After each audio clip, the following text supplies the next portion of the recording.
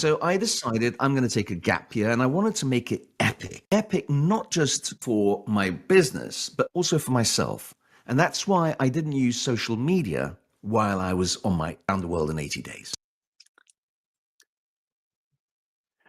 Welcome, everybody, to the Positivity Podcast. I'm Coach Rich G, and today we have something special for you. If you ever felt like travel can change the way you see the world and even yourself, you're in the right place.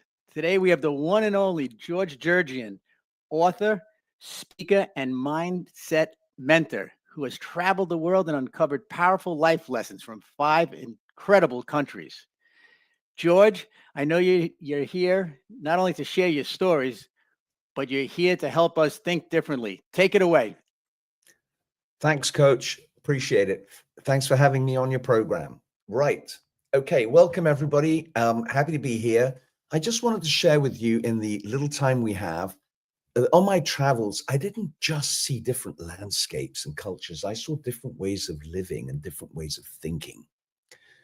Mark Twain, the American writer and humorist, captured this in his quote when he said, quote, "Travel is fatal to prejudice, bigotry, and narrow-mindedness, and many of our people need it sorely on these accounts."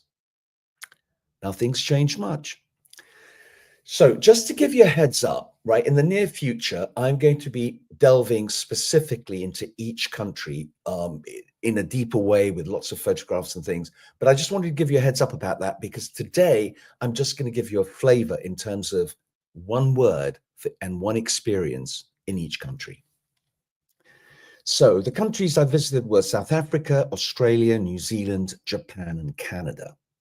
Kicking off with South Africa, the word for South Africa for me is transcendence. Transcendence, because one of the many places that I visited in South Africa was Robben Island, the prison where Nelson Mandela spent 27 plus years in. Why was I interested in that?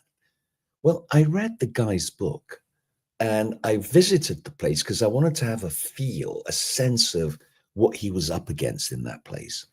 And I say this specifically because of me, right? I'm a normal human being. I have all range of emotions that you can imagine. Rage and anger is part of that. And there's a big lesson for me there. And, you know, the sense of when somebody has hurt you so deeply, you seek revenge. You're so angry. You're consumed by this.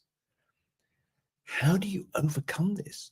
Because the joke is, of course, when you seek revenge, that doesn't satisfy you either. But the drive to that revenge is so strong that it's almost superhuman to overcome it. And the reason I read Mandela's book was because I wanted to know, how can a man who went into jail on terrorism charges, spent 27 years there, not have a heart full of hatred? And that was my lesson. It's about transcendence. And Mandela is not a god, was not a god, no more than any of us. He transcended it, which means we all can. That's what I learned in South Africa. So if South Africa taught me about transcendence, what did Australia teach me? Australia taught me about identity. Why is identity important? Because when we retire, most retirees don't realize your first beast to kill has got to be your old identity.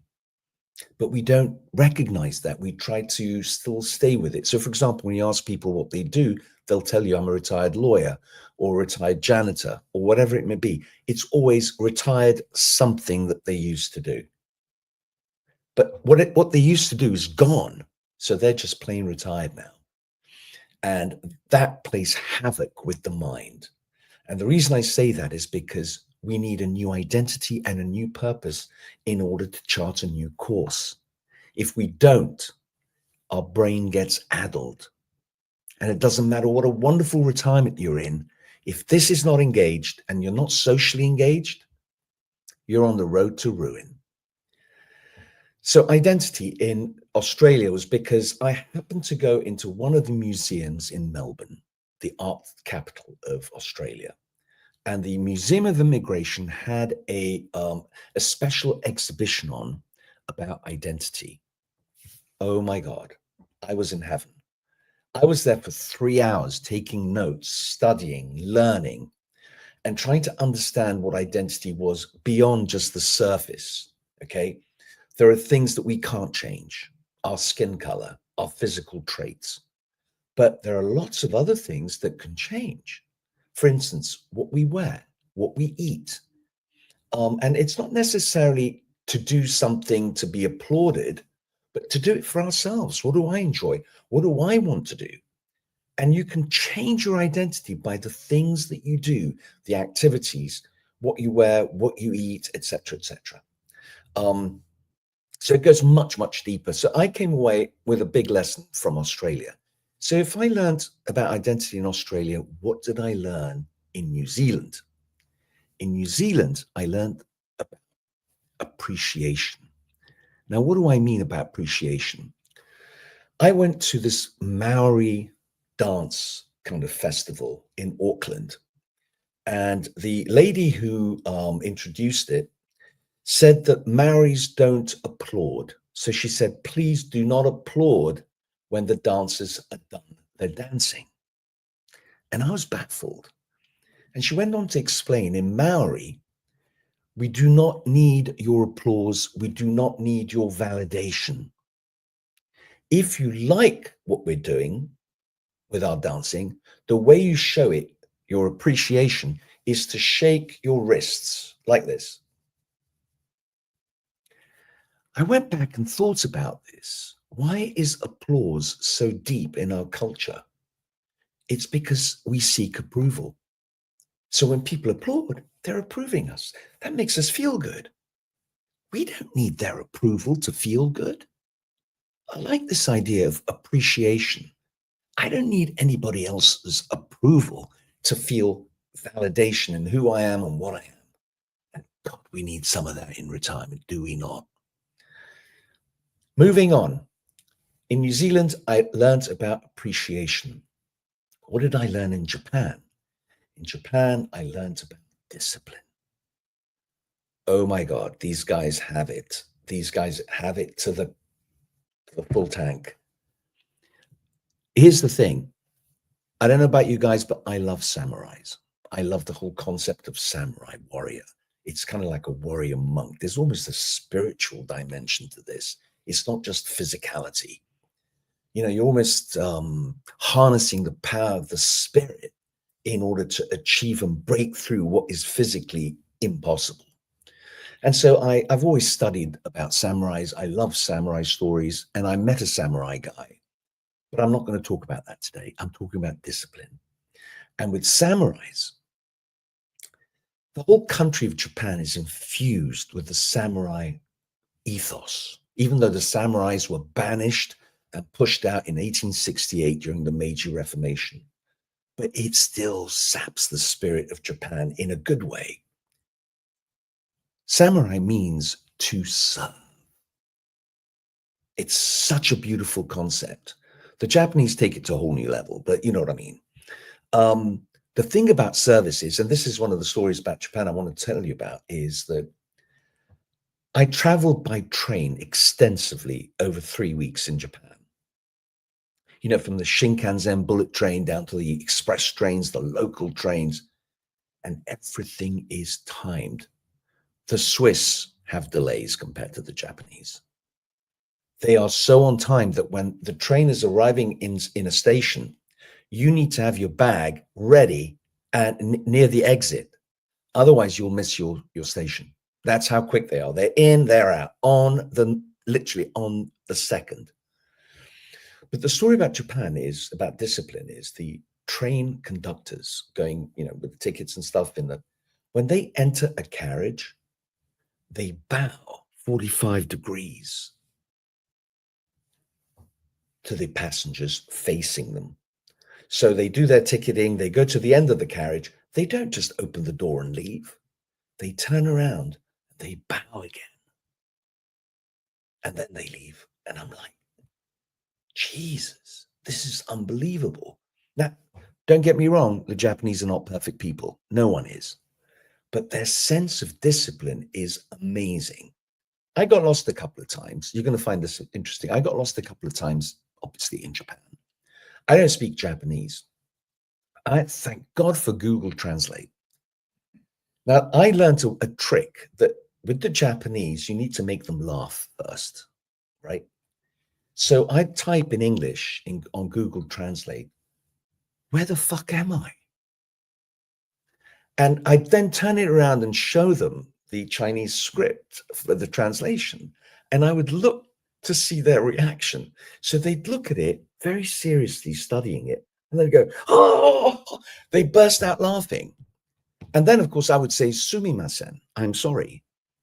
Apology for the language. And then I would ask them where they are, where I'm trying to get to. And they would literally take me there.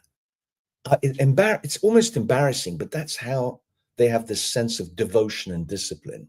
It's extraordinary, but it's beautiful to see. I'm not saying I'd like it on a daily basis, but you know what I mean? It's beautiful to witness. So Japan taught me about discipline. What did Canada teach me? Canada taught me a few things, but I'm just going to pick one on the awe and majesty of nature. Canada's landscape from sea to sea is breathtaking. And one of the particular events that had me enthralled for 3 hours, I couldn't take my eyes off, was traveling on the Iceland's Parkway, that's Highway 93, from Jasper, Alberta to Lake Louise. It's a 3-hour journey, literally traveling alongside the Rocky Mountains, the glacier lakes, the pine forests. It's so beautiful. I was in this coach, which I discovered cost $1 million. It's kind of a luxury coach traveling down this highway.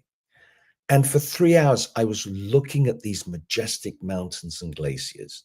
When we arrived in Lake Louise, I felt as though this whole experience had only lasted 15 minutes. It's extraordinary. To close my talk for today, I just want to quote a line from Paulo Coelho, the Brazilian writer and author of The Alchemist, who, again, is the story of somebody who leaves his hometown, travels across North Africa, loses things, experiences bad things and good things, and he comes back to his native town, barely recognizes himself or his new town, but he comes back a new person. But in it, he talks about, this is what Paulo Coelho talks about. Maybe the journey isn't about becoming anything. Maybe it's about unbecoming everything that's not really you, so that you can become who you were meant to be in the first place. Unquote. So this 80 days around the world, for me, made me realize that travel doesn't just expand our mind and knowledge, it strips away the layers of who we thought we were, revealing our true selves. So my question to you is, do you want to be who you were meant to be? Do you want to be who you were meant to be? Rich. George, that's fantastic. I got to tell you, that is really, you are spot on. And I love the one word for every stop there.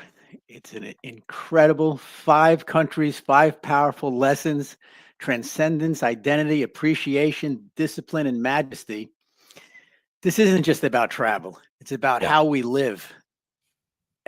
And here's the best part. This is just the beginning. So we have a number of questions, and just if everybody will just bear with me as I try to read this. One thing about getting older is that you sometimes deny the fact that you need to go to the eye doctor. And that seems to be my problem. With that in mind, here we go. And also some very long questions, which I am going to try to just encapsulate into, George, what's your advice for someone afraid to embrace their true identity? Okay, great question. Great question. Um, I think the way I would look at that question is to say, and I get it, by the way. Being afraid is real. Being afraid is nothing to be ashamed about. It's a human condition. I mean, everybody feels fear. Fear is, as real as we make it. But without diverting from answering the question, I want to answer the question. I want to come back to this fear business. Is that, do you want to get to your deathbed and think, oh shit, I didn't live the life I wanted to live? Which is worse? Fear of finding your real identity, or the fear of on your deathbed, you have regrets? Believe me, for those of you who've read Elizabeth Kubler-Ross, who studied people on their deathbeds, hundreds of them with in-depth interviews, a huge percentage were very, very angry that they had lived their lives according to what others had expected of them. And listen, there's no shame here, okay? We were all helpless infants when our mind was filled with stuff that we didn't choose. And yet we protect it as though it's ours. No, it's not ours. But I get the fear. I get the sense of exposure, vulnerability. But that's where the power is. When we're vulnerable and accept that we're not perfect human beings, but we're trying to do something better. That's all we're doing. Just take it step by step. We only have one day at a time. We don't know if we're going to be around tomorrow, right? Why don't we make our day not just for other people, but above all for ourselves? And people go, I'm not selfish. I take care of people. Yeah, but this is my argument. If you don't love yourself, how can you love other people? If you don't love yourself, how can you love other people? Hey, listen, Christian message, we know that. The Christian message is not love your neighbor, full stop. It's love your neighbor as yourself. So my question is, if you don't love yourself, how can you love your neighbor? You're living a lie, a double lie. Very I good. hope that answers your question. Oh, it's a good one. This is somebody that's out there in TikTok world, and which is something that we're doing pretty well on TikTok. Anyway, so here's the next question. These are I'm paraphrasing, but still, how can we shift from seeking validation to showing real appreciation? Oh, that's a tough question. That's a tough question. There you go. And listen, I am as guilty as anyone, wanting applause and, all that stuff, validation, we all do, because that's how we were programmed. Remember, growing up, we were programmed to, if we behaved, we get sweets. So I'm going to use it. They mind fucked us from the get-go to fall in line for the applause. But on your deathbed, you don't care who is going to applaud you. You're going on a solo journey. And it's not an 80-day journey, I promise you. You're on a solo journey, right? And not even your loved ones can come with you. So here's my point. Coming back to validation, it's so deeply ingrained that it's a challenge to let it go, because there's part of us that actually wants it. It's a bit like a dose of serotonin or something. It's like when you have a piece of chocolate. Who doesn't want a piece of chocolate, right?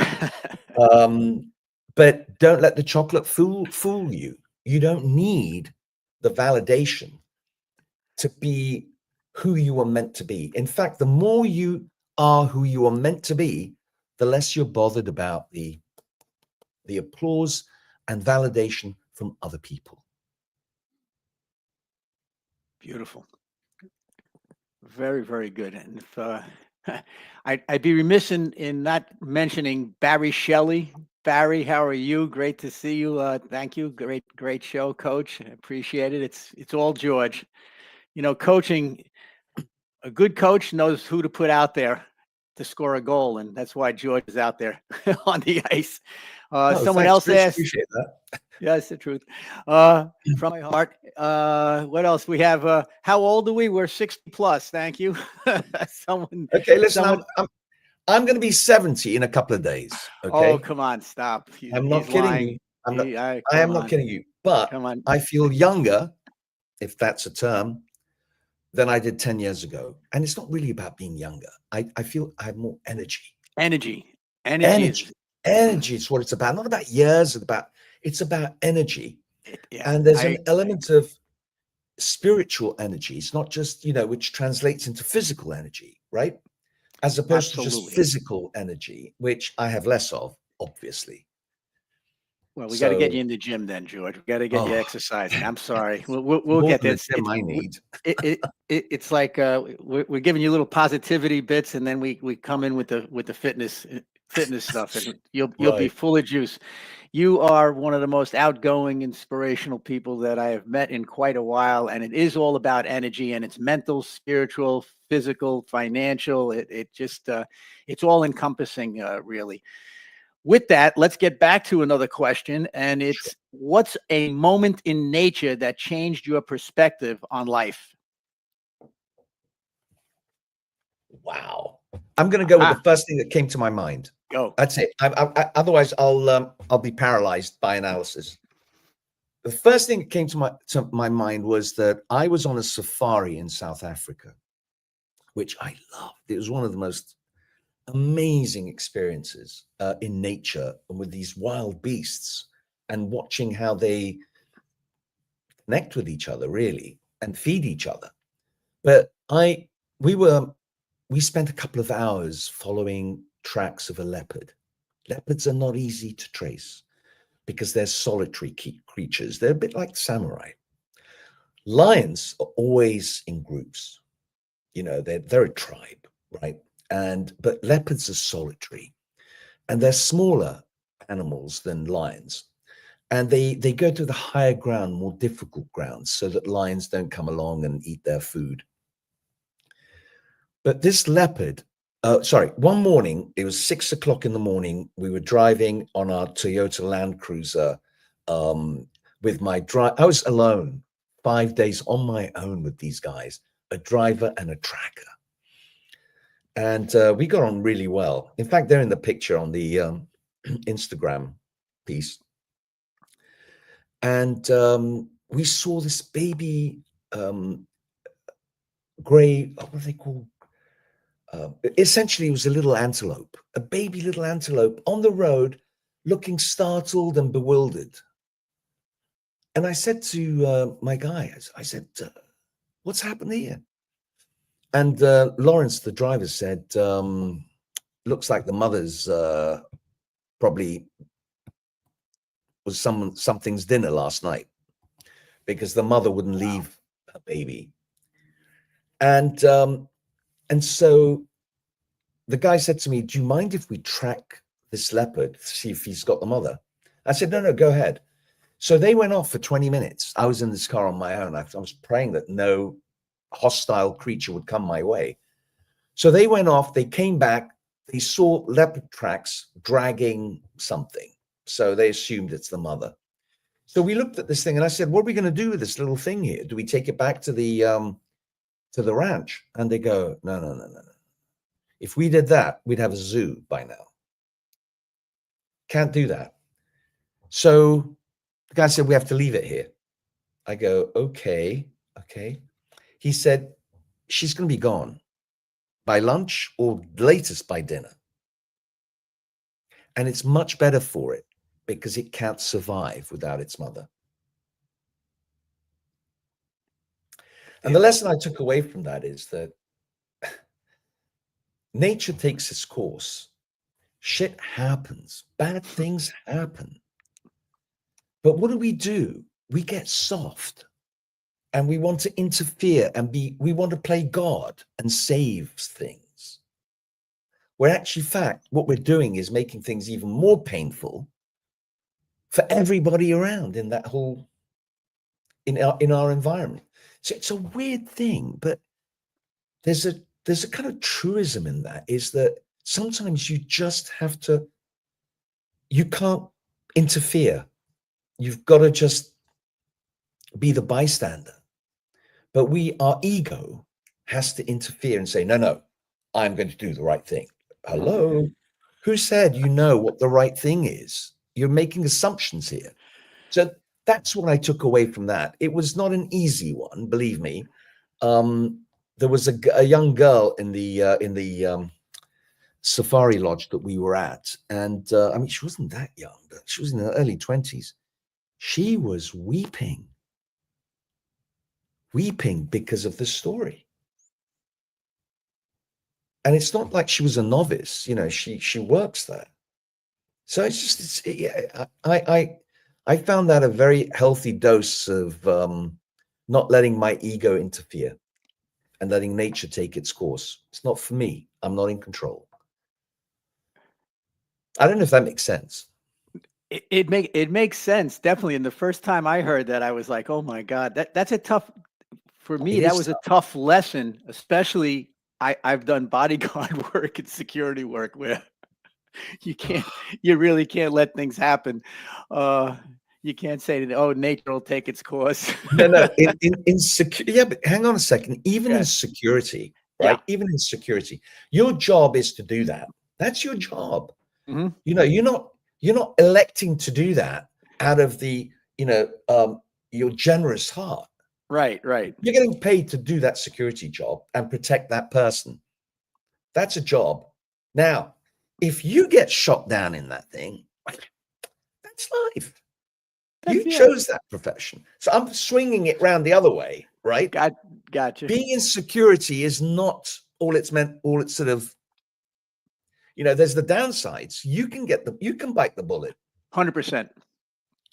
So yeah, it's a dangerous job, but you know what you're taking on. You know the risk you're taking on. Well, in safari, in that land, the rules of the jungle prevail. Right. And we can't superimpose our consumer act on it. Yeah, gotcha. No, it's just my thoughts.